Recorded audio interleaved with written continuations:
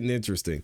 Let's go ahead and get into opening statements for the LaTosha Daniels trial. Now that we know everything that's going on with LaTosha allegedly murdering this pastor and hitting and shooting his wife in there as well, here goes what the defense has to say. This will be interesting. Thank you, Your Honor.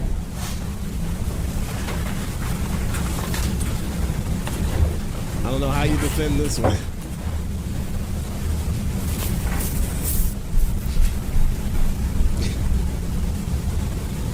Latoshia Daniels is a woman who has spent her life surrounded by men who hurt men.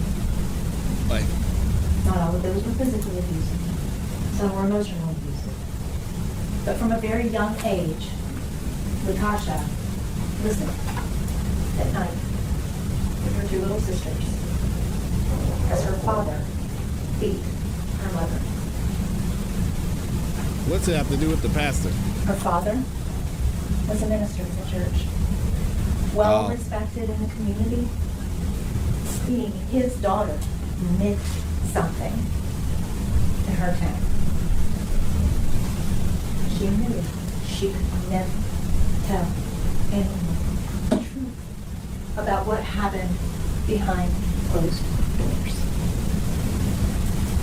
When Latoshia was 17 years old in high school, she got pregnant. Dang. And her father mandated that she marry.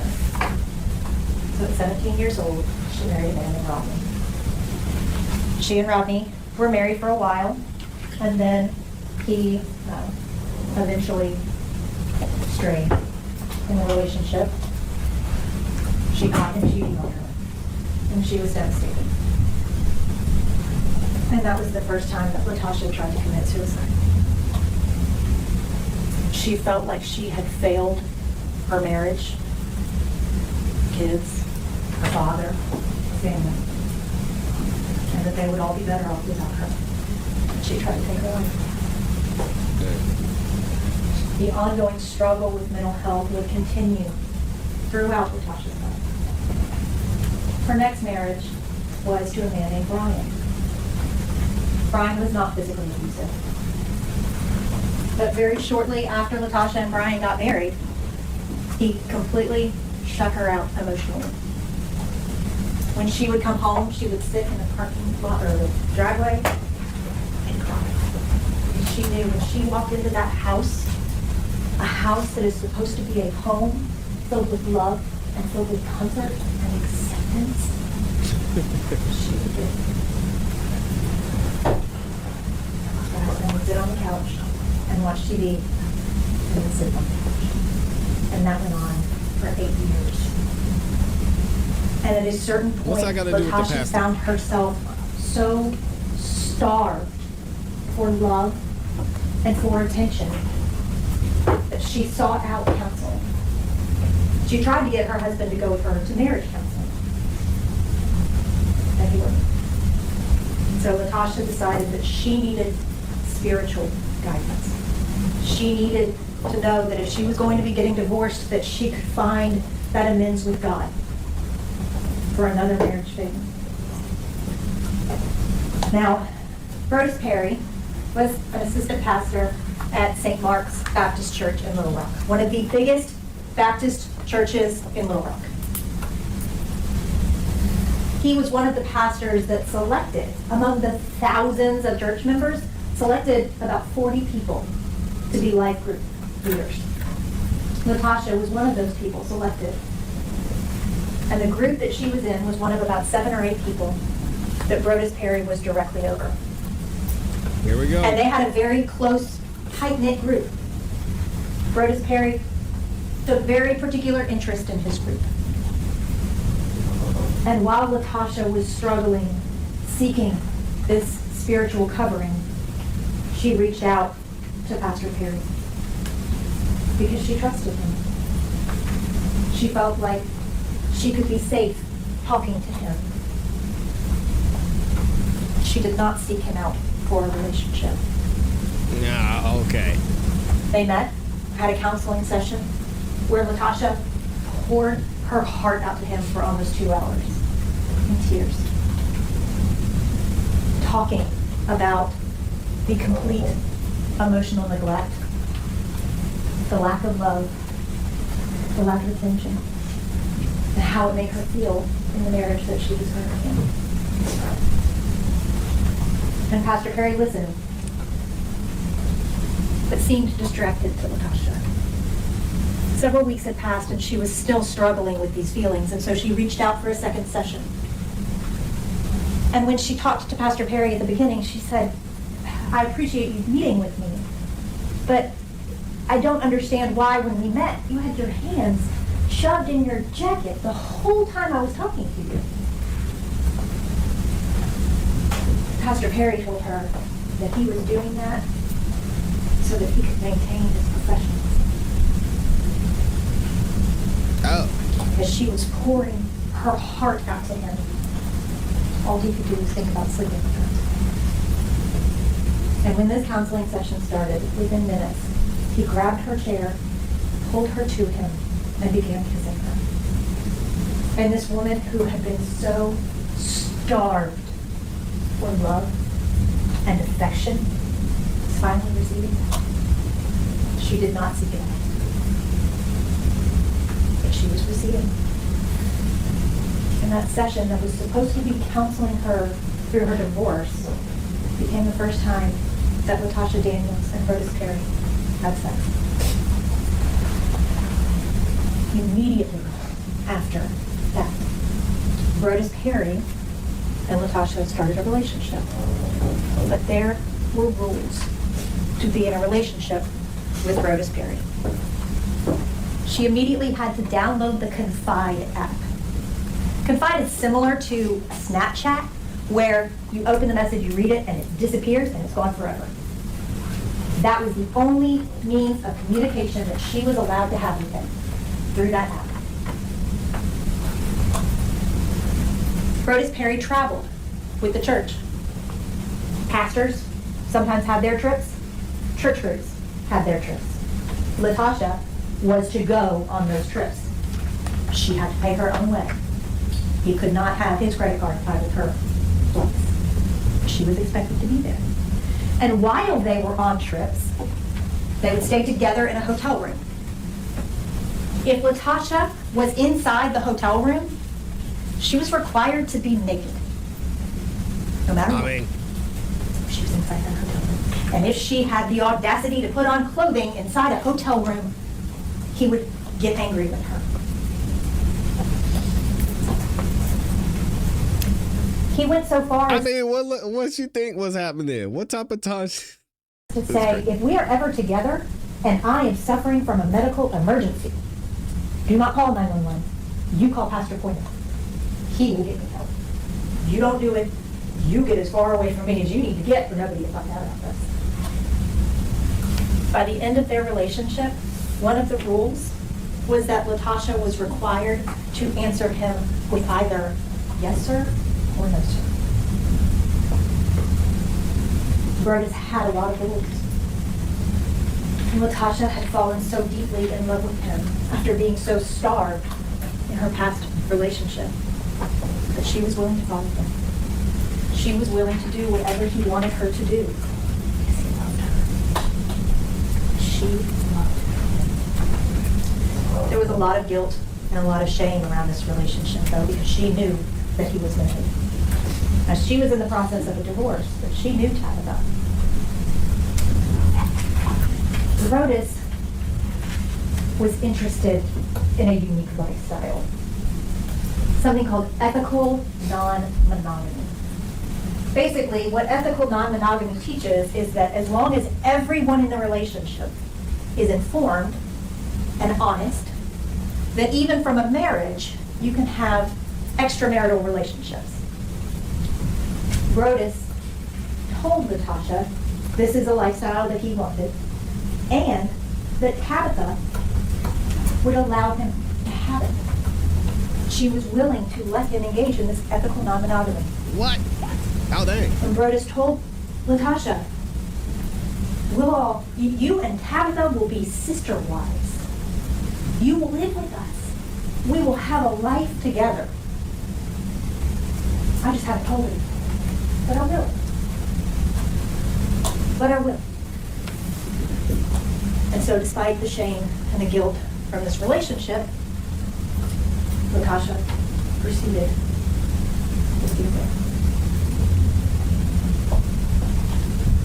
As part of this ethical non-monogamy, Brodus had a chat group, and it all started around this book that is kind of the guidebook for ethical non-monogamy. The book is called The Ethical Slut. Brodus made LaTosha read that book because it outlined what he was allowed to do. Oh my. In the big group chats about this book, Brodus developed this kind of side chat that was with him and two other women, where they discussed their ethical non-monogamy. Hours and hours and hours, Brodus talked to them via video about how Tabitha was on board with his ethical non-monogamy. So much that when he said, okay, I want to do this, Tabitha said, you should do it with LaTosha. She's your person. Let me talk to her. I'll break the ice. Tabitha selected LaTosha, is what Brodus was telling the other women in his group.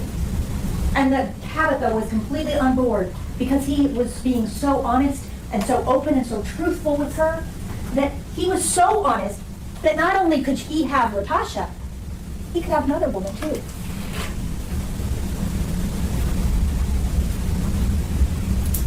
He talked about these conversations that Tabitha would have with LaTosha, the role that she played in their relationship.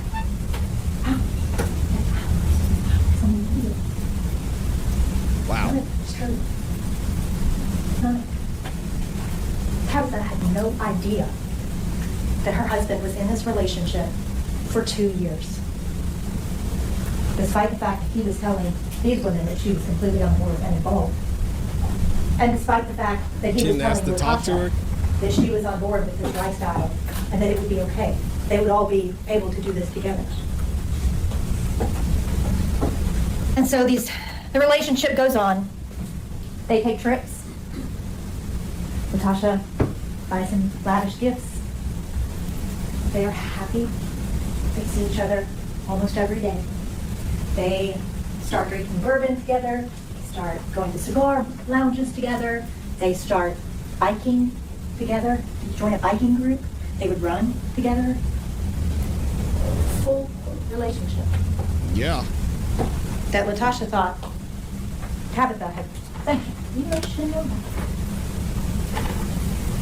And towards the end of 2018, Brodus Perry got offered a position at Mississippi Boulevard Baptist Church here in Memphis. Wow. It's a big church here in Memphis. It's a prestigious church to be a pastor at here in Memphis. And Brodus talked to LaTosha about whether he should accept this offer, and she said, yes, this is a huge opportunity, absolutely. She organized a going away party for him and Tabitha. After Brodus moved in October of 2018, he would come back to Little Rock. He still had his orthodontist in Little Rock, so he'd come back to get his braces tightened. And when he would come in town, he and LaTosha would pick up where they left off. But things did start to change in the way Brodus was treating her. And around March the 15th, Brodus came in town and texted LaTosha, I'm here at the hotel, come meet me. So she went. And on this day, she had the audacity to be wearing clothes when he walked in. He got very angry with her. And she apologized. And they proceeded to have sex. This was not a day of them in love. This is a day that he had sex with her. He was demeaning and degrading, borderline aggressive with her, which is something that he had never done before.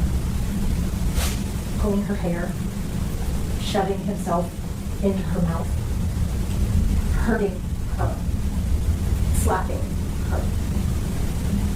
Nothing that she had ever experienced with him before. She she felt so used and humiliated, broken by that experience with him, this man that she loved so much and had put so much of her life into, for him to treat her like a piece of trash. Broke her heart. And that became the second time that she attempted to commit suicide.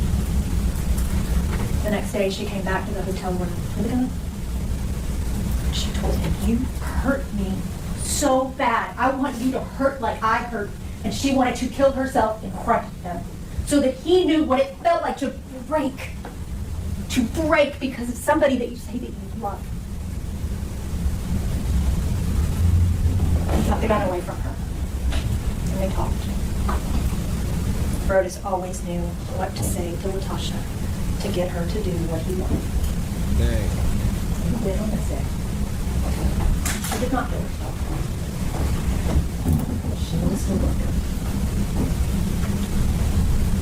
They took some time apart, still talking on the phone, but not seeing each other in person. And on April the 4th, Latosha of 2019, Latosha opened her Confide app and saw a message from Brodus. It said something to the effect of, "Our time has come to an end." And that is it. He ended their 2-year relationship. It was supposed to be a life. Wow. With a disappearing pet. And Natasha, I was right to look it up. And she found herself so deep down in that dark hole that God could not reach her. And she didn't think that she deserved for God to reach her. She didn't have a gun anymore because Brodus had taken hers. Around 3 o'clock that afternoon, she wrote a letter to her family and left it for them in her phone. She told them goodbye. Dang. She told them that she was sorry. She knows that there would be better for her.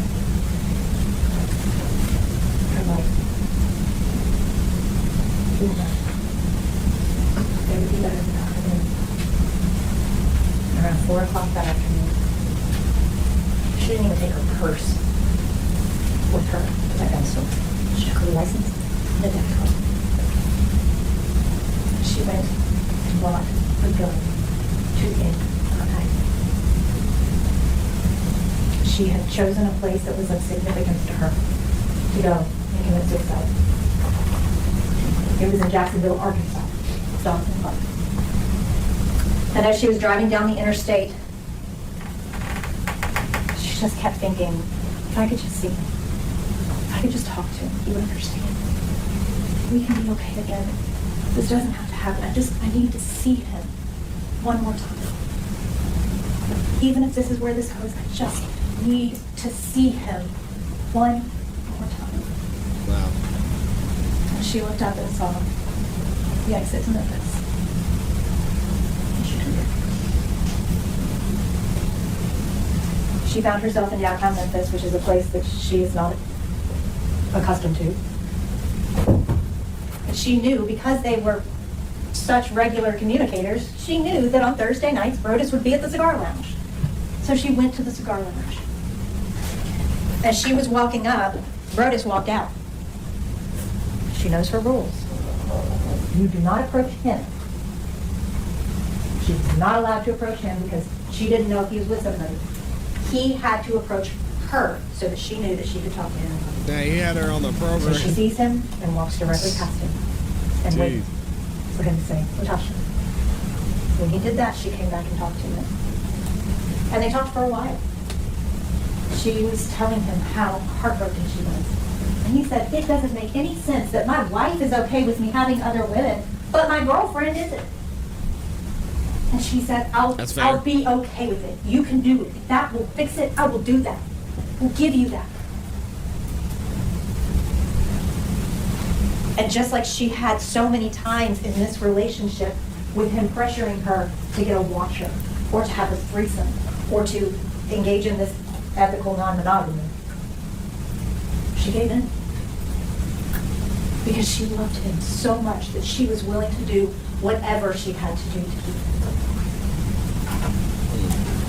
And he said, you haven't been willing to do that so far. She said, well, you haven't even told Tabitha about this. You know, how can I think that you're going to be honest with me when you haven't even told her? And so Berta said, fine. You want to tell her? We'll go tell her. Go to my apartment. Talk to her about tennis. Tell her you're in town for a convention. I've got to run an errand to Pastor Turner's house. I'll be there soon. You go tell her. And Latasha said, no, you need to be the one to tell her.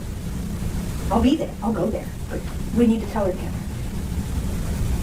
And so Latasha went to their apartment, where she had never been before. He gave her the address. He had actually given it to her before they even moved out of Little Rock. And so Latasha arrives at this apartment complex that she's never been to at night. She's not from here. She doesn't frequent Memphis. She doesn't know the difference between downtown Memphis and Carterville. She just knows it was dark outside. And she had to walk from her car to the apartment. And as she's sitting in her car, she starts having second thoughts. And she calls Brodus. Are you sure we should do this? I'm scared. But she had so much hope at this point. She thought that things were finally falling into place. That they were finally going to tell Tabitha. They would finally be able to be openly and honestly together. And Brodus didn't answer. So Latasha went to the apartment, softly knocked on the door. Tabitha was inside, and she heard something but ignored it. So a couple seconds later, a little bit louder.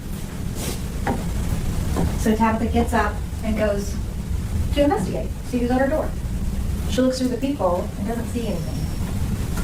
Talking through the door, she says, you know I'm not going to open this door unless I can see you, right? And at that point, Latasha kind of put herself into the frame of the peephole. And Tabitha says, Latasha, is that you? She opens the door, gives Tasha a hug, invites her in. And they talk about tennis, and they talk about her being in town for a conference. And they sit in the living room. And did she shoot him? Brodus comes home a little while later, walks in, and Tabitha texted him while she and Latasha were talking, and I've got a surprise for you. And so he walked in, and he just said, that wasn't the surprise I was expecting. It seemed very distant. So he sits, kind of makes some awkward conversation with Latasha, small talk, but he won't look at her. He will not acknowledge the elephant that Latasha knows is in the room. He offers her some bourbon. She says sure. Tabitha said no because she had been drinking earlier in the day, so she didn't want any more. And Brodus poured himself some. And they chatted for a few more minutes, but Brodus really started completely ignoring Latasha there. And she saw the writing on the wall that this wasn't going to happen. He wasn't going to tell her. Yeah, he was lying. So she said, you know what, I'm not going to keep going. But she wanted to talk to her. She wanted to find out why. She said, Brodus, walk in my car. Southern hospitality, you're the man. You know, will you walk me to my car? He said, no, Tabitha will walk you in. She said, no, be a gentleman, walk me to my car. And he said, no, Tabitha will do it. So Tab got up, started walking out.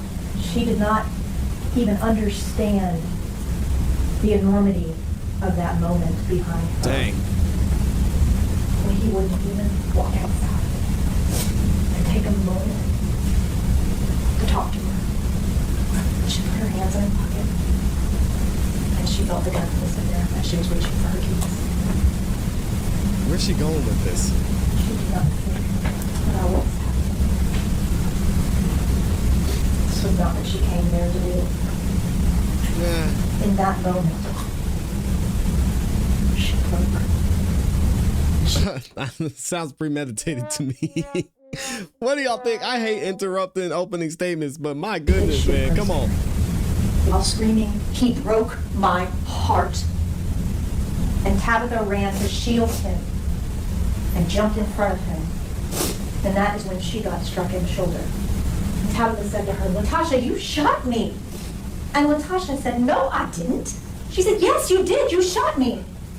And LaTosha said, "I didn't mean to shoot you." And Tabitha said, "Just go, leave. The police are on their way. Just go." Because Tabitha, when all this started, was already outside. Dang. She ran to the neighbor's house, knocked on the door, and said, "Call 911," and then ran back in. LaTosha had never threatened her, never tried to shoot her, nothing.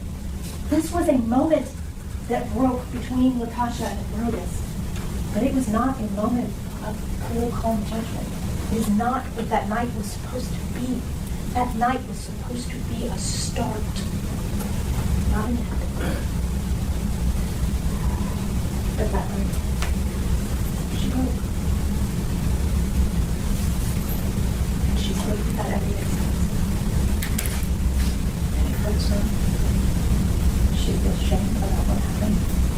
To know that her hands did that. This was not judgment in an election. This was a break.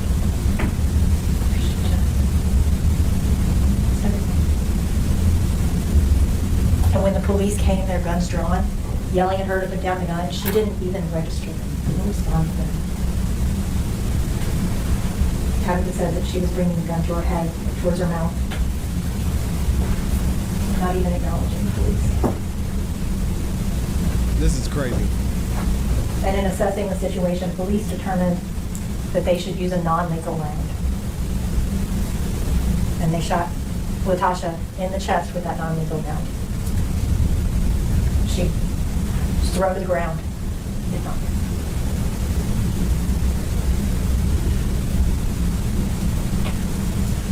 The police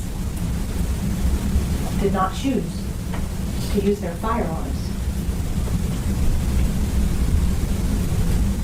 They chose to use a non-lethal round. They actually tried to use a non-lethal round first and the gun jammed. They ran down to their car and ran back up with another non-lethal round. No other shots were fired in the entire time.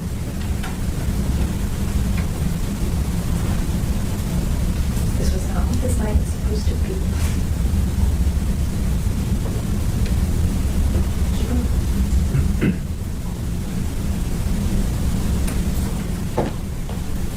Stay. That's it. All right. How do y'all feel about this uphill battle here? Let me know what you think in the comments in the chat.